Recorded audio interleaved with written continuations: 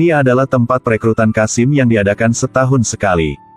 Pertama, ujung lidah tidak cukup panjang untuk menerima.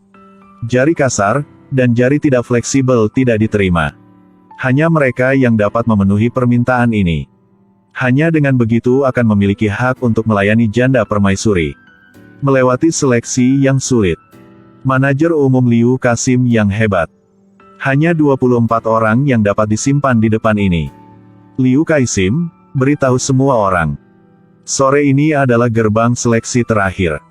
Jika tidak dapat dipilih, akan langsung didorong ke ruang tubuh murni. Tapi, setiap orang yang telah dimurnikan akan menerima jumlah kompensasi yang sesuai.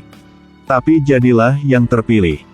Pada saat yang sama dapat melayani janda permaisuri dengan baik. Kemudian akan mendapatkan kekayaan. Tidak masalah untuk dipromosikan keesokan harinya.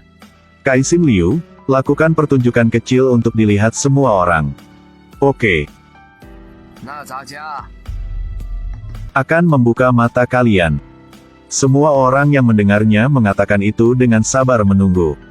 Hanya melihat Qasim Liu menunjukkan dua jarinya yang ramping. Kemudian lihat semua orang satu persatu.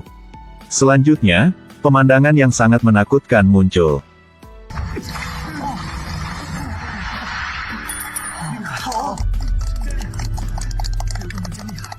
Ini sangat berguna. Namun harus mengatakan, bisa duduk di posisi manajer umum Qasim. Pasti bukan orang yang mudah untuk dihadapi juga. Dan ketika Qasim Liu duduk di kursi, ada seorang pria kecil di depan yang mengatakan dia bisa melakukannya juga. Saya juga bisa, itu tidak sulit. Qasim kecil pertama kali berkonsultasi dengan Qasim Liu terlebih dahulu. Kemudian meminta pria ini untuk mencobanya sekali. Baru saja melihatnya mengangkat dua jari di depan wajah Qasim Liu dengan arogan. Kemudian tarik lengan bajumu dan bersiaplah untuk mencoba yang terbaik. Tapi detik berikut.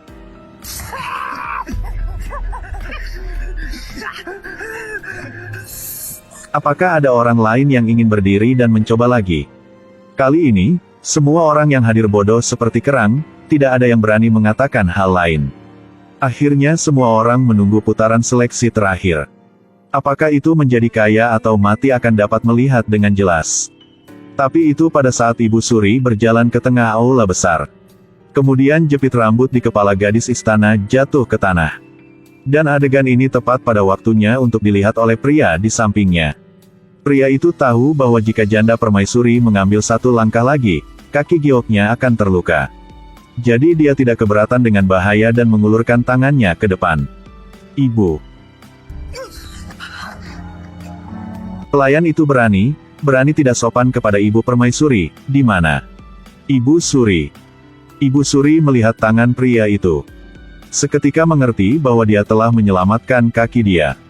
Baru saja melihat permaisuri melangkah maju dan memberitahu pria itu untuk mengangkat kepalanya tinggi-tinggi. Siapa namamu? Iya Ibu Suri. Nama saya Li Tiantrong. Ibu Suri ini, Li Tiantrong, adalah yang paling menonjol di antara para pendatang baru di sini. Permaisuri terkejut ketika dia mendengar Qasim Agung mengatakan itu. Oh. Malam ini, Li Tiantrong. Dan seperti itu, Li Tiantrong menggunakan metode seperti itu untuk dipilih. Sampai malam, Li Tiantrong memasuki istana permaisuri.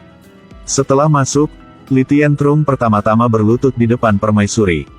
Angkat kepala.